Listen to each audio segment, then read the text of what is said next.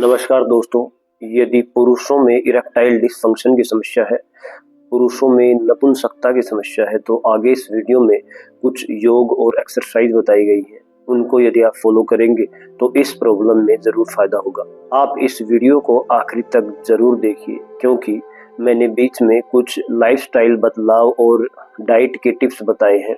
उनको यदि आप फॉलो करेंगे तो ये प्रॉब्लम आपकी ठीक हो सकती है। तो चलिए स्टार्ट करते हैं वीडियो को योग एक्सरसाइज के साथ। जो भी योग एक्सरसाइज का नाम होगा वो आपको स्क्रीन पर साइड में दिख जाएगा। मेरा मेन फोकस रहेगा कि आपको इसे किस प्रकार करना चाहिए ये मैं बता सकूं। सबसे पहली एक्सरसाइज करने के लिए आपको अपनी पीठ के बल लेट जाना है। बिल्कुल आरामदायक स्थिति में पीठ के बल लेट जाएं। इसके बाद अपने एक पैर को ऐसे 90 डिग्री पर ऊपर उठाएं। अब इस पैर को एक बड़ा शून्य की शेप में ऐसे घुमाना है। जितना बड़ा शून्य आप बना सकें उतना बड़ा शून्य इसको बनाना है। आप इस प्रकार दोनों पैरों से आपको करना है। एक बार में आप 20 बार घुमा सकते हैं। जितना बड़ा शून्य हो सके उतना बड़ा शून्य आपको बनाना है। इस प्रकार की एक्सरसाइज करने से आपके रिप्रोडक्टिव ऑर्गन्स में ब्लड सप्लाई बढ़ती है, जिससे इरेक्टाइल डिसफंक्शन की समस्या ठीक होती है। दूसरे पैर से मैं करके दिखा रहा हूं। पूरा बड़ा शून्य बनाना है।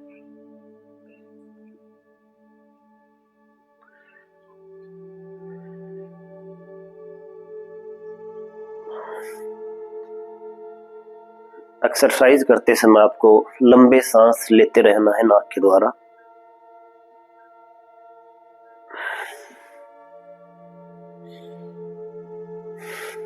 तो ये आपकी पहली एक्सरसाइज है। इसे 20-20 बार रिपीट कर सकते हैं और इस प्रकार 3 सेट कर सकते हैं। दूसरी एक्सरसाइज के लिए आपको पीठ के बल ही लेटे रहना है। अपने दोनों पैरों को इस प्रकार से मोड़ लेंगे। हथेलियां बिल्कुल जमीन के साथ चिपकी रहेंगी। अब सांस लेते हुए अपने शरीर को कंधों के ऊपर उठा लेना है और उसी स्थिति में 10 से 15 सेकंड रहना है। देखिए, ऊपर उठते समय आपको लंबी गहरी सांस भरनी है।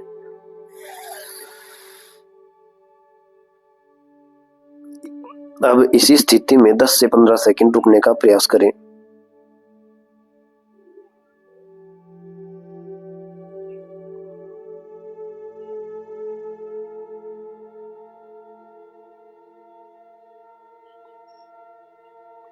धीरे धीरे नीचे आ जाएंगे। जब आप नीचे आते हैं तब श्वास को छोड़ना है। इस प्रकार आप इसे 3 से 5 बार कर सकते हैं। धीरे धीरे अपने अभ्यास को बढ़ाएं। देखिए, मैं एक बार फिर से करके दिखा रहा हूँ। सांस लेते हुए ऊपर उठना है।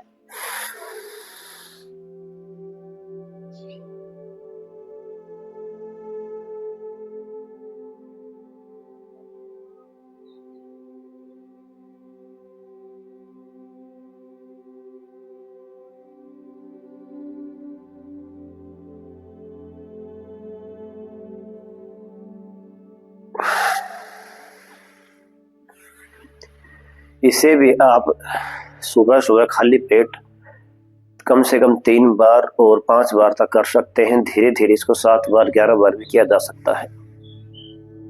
जो शुरुआत के आसन है वो हम लेट कर रहे हैं, उसके बाद बैठने वाले स्टार्ट करेंगे। अगला आसन का नाम है सर्वांग आसन। इसके लिए आप पीठ के बल ही लेटे रहें। अपने हथेलियों को जमीन के साथ चिपका कर रखें। अब अपने दोनों पैरों को 90 डिग्री पर उठा ले, कुछ इस प्रकार से। अब अपनी कमर को पीछे मोड़ते हुए दोनों पंजों को पीछे जमीन पर टिका देंगे। अब दोनों हाथों को उठाएं और अपनी कमर के साथ सपोर्ट में लगाएं। दोनों पैरों को बिल्कुल सीधा कर दें। इस आसन का नाम सर्वांग आसन है। इसी स्थिति में 10 से 15 सेकंड रुकने का प्रयास करना चाहिए।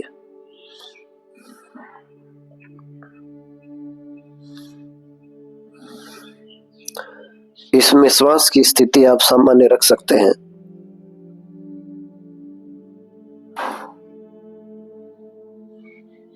धीरे धीरे इसी प्रकार पीछे की साइड में पैर करते हुए हाथों को नीचे लाते हुए पहले की स्थिति में आ जाएंगे।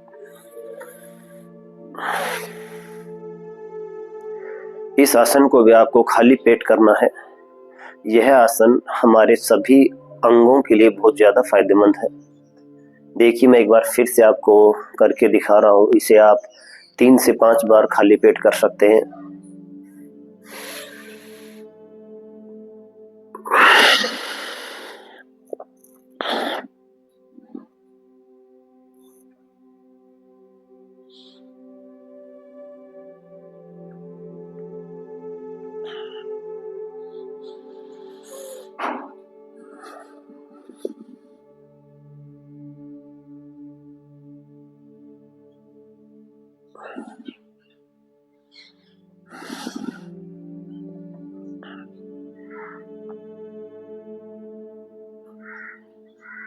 फिर से पहले जैसी स्थिति में आ जाएंगे।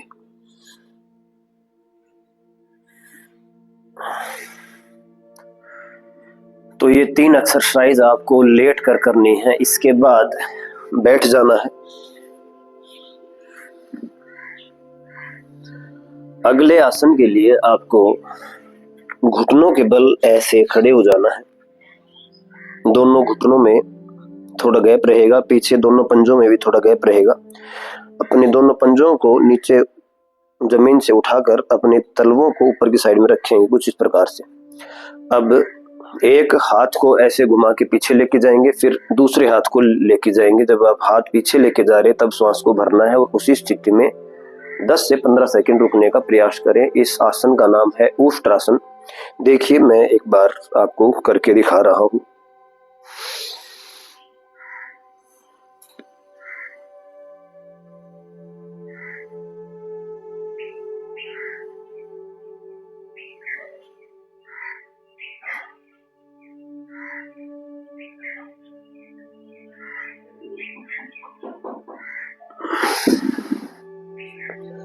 जब आप पीछे की तरफ जाते हैं तब श्वास को भरना है, आगे आते हैं तब श्वास को छोड़ना है।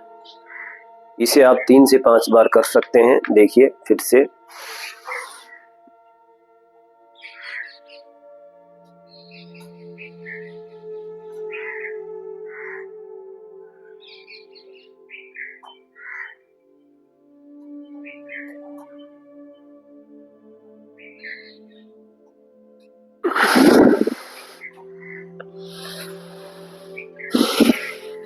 अगला जो आसन है उसके लिए आपको पेट केवल लेट जाना है। इसका नाम है भुजंग आसन।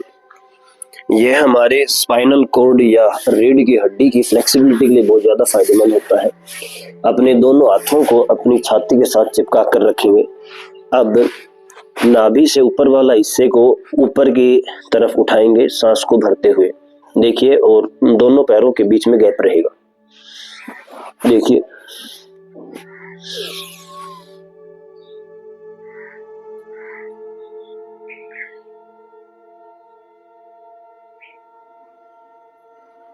ऊपर की तरफ देखना आपको। दोनों पंजे बिल्कुल सीधे रहेंगे, तने हुए पीछे की तरफ। धीरे धीरे नीचे आ जाएंगे। देखिए दोबारा से।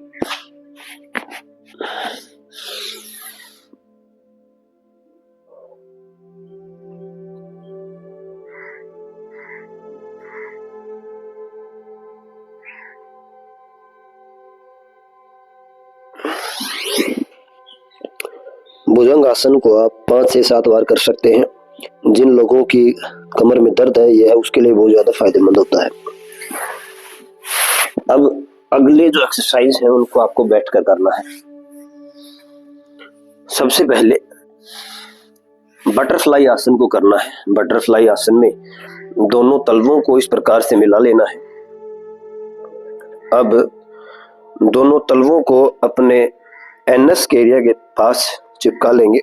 अब आपकी छाती और बैक बिल्कुल सीधे रहेंगे।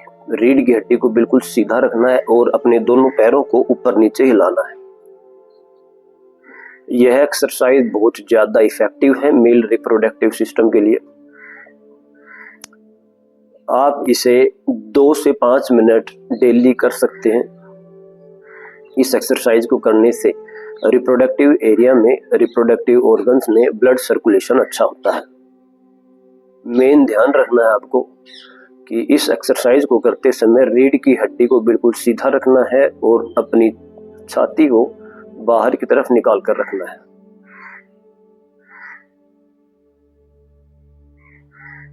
इसे भी आपको खाली पेट करना चाहिए। यह बटरफ्लाई आसन पेल्विक फ्लोर मसल्स को ताकत देता है, जिससे प्री मैच्योर इजैकुलेशन और इरेक्टाइल डिसफंक्शन की समस्या में बहुत ज्यादा लाभ होता है। तो इसे भी आप डेली 2 से 5 मिनट जरूर करें। अगली जो एक्सरसाइज है, इसके लिए आपको बिल्कुल सुखासन में बैठ जाना है। बैठने के बाद इस प्रकार की मुद्रा में बैठना है। दोनों अंगुलियों को अंगूठों के साथ चिपका कर रखेंगे और इस प्रकार से बैठ जाएंगे। अब सबसे पहले आपको प्राणायाम करना है, कपालभाति प्राणायाम। बिल्कुल धीरे धीरे करना है और आप इसे 5 से 10 मिनट कर सकते हैं। 5-5 मिनट के 2 सेट कर सकते हैं। कपालभाति प्राणायाम के अंदर आपको अपनी श्वास को तेजी से बाहर छोड़ना है। जब आप श्वास को बाहर छोड़ेंगे तब आपका पेट अंदर की तरफ जाता है। आपको मेन ध्यान श्वास को छोड़ने पर रखना है। इस प्राणायाम को ज्यादा तेज गति से नहीं करना चाहिए। 1 मिनट में आपको इसे 50 से 60 बार ही करना चाहिए। देखिए, इसे बिल्कुल आराम से करना चाहिए। 1-2 बार लंबे गहरे श्वास भरेंगे।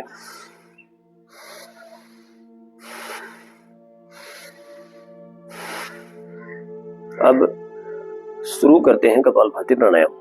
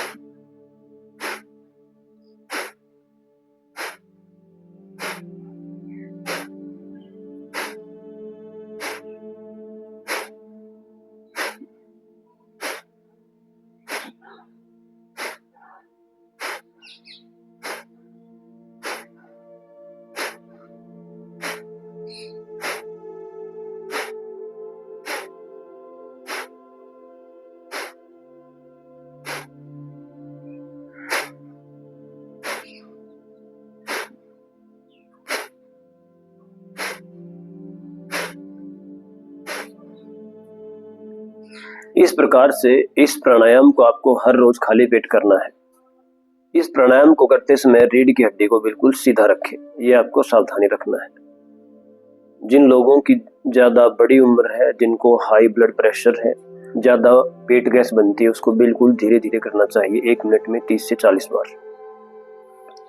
अगला जो प्राणायाम है उसका नाम है बाह्य प्राणायाम। बाह्य प्राणायाम के अंदर आपको, जैसे आप कपालभाति प्राणायाम में श्वास को तेज गति से बाहर छोड़ते हैं, इसी प्रकार से अपने पूरे पेट को, पूरे लंग्स को खाली कर देना है और श्वास को बाहर छोड़ देना है। जब पूरा पेट, पूरे लंग्स खाली हो जाएंगे, उस समय आपको पेट को अंदर की तरफ खींचना है और पेट को अंदर खींचने के बाद अपनी गर्दन को इस प्रकार से मोड़ लेंगे और इसी स्थिति में रहेंगे। देखिए, मैं एक बार करके दिखा रहा हूँ। टी-शर्ट ऊपर करने के बाद, ताकि आप अच्छे से इसको देख पाएं। बाह्य प्राणायाम करते समय एक बात का ध्यान रखें, जब आप पेट को अंदर की तरफ चिपका रहे हैं तब ये जो रिप्रोडक्टिव ऑर्गन्स वाला एरिया है, इसको भी ऊपर की तरफ खींच कर रखेंगे और अपनी गर्दन को बिल्कुल यहाँ चिपका कर रखेंगे। इसी स्थिति में रहना है। देखिए, मैं एक बार आपको करके दिखाता हूँ। लंबा गहरा श्वास भरा, सारा श्वास बाहर छोड़ा,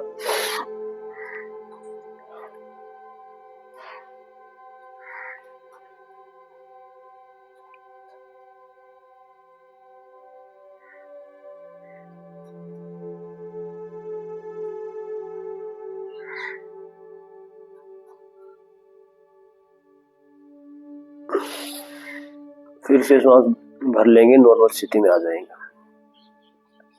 पेट को अंदर चिपकाने की स्थिति में आपको 10 से 15 सेकंड वहीं पर रुकना। बाह्य प्राणायाम आपको खाली पेट करना है। यह पुरुषों में प्री मैच्योर इजैकुलेशन और इरेक्टाइल डिसफंक्शन के लिए बहुत अच्छा प्राणायाम है। आप इसे 3 से 5 बार कर सकते हैं। इसको धीरे धीरे अच्छे से आप जब प्रैक्टिस हो जाए तभी इसको करें। एक बार मैं फाइनल आपको करके दिखा रहा हूँ।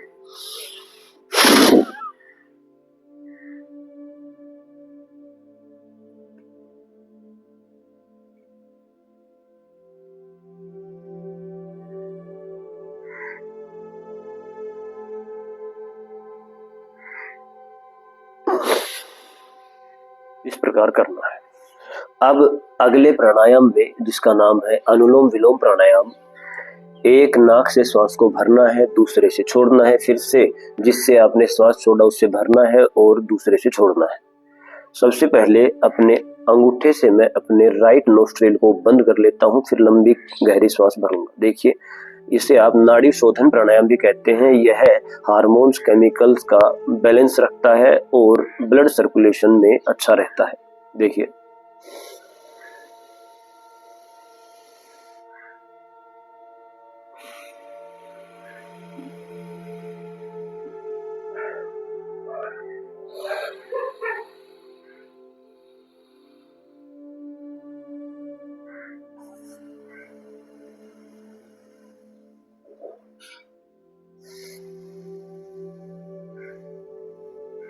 धीरे धीरे लंबी और गहरी सांस को भरना है।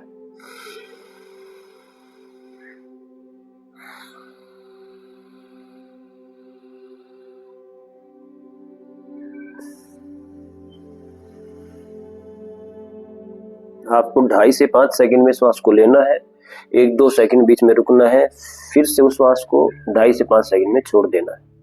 इस प्राणायाम को आप डेली 10 से 15 मिनट जरूर करें। यह आपके शरीर में नाड़ियों की शुद्धिकरण करता है, साथ में केमिकल साल्ट्स, हार्मोन्स का बैलेंस रखता है। अब हम बात करते हैं कुछ ऐसी आदतें हैं जो कि पुरुषों में पाई जाती हैं जिसके कारण इरेक्टाइल डिसफंक्शन की समस्या होती है।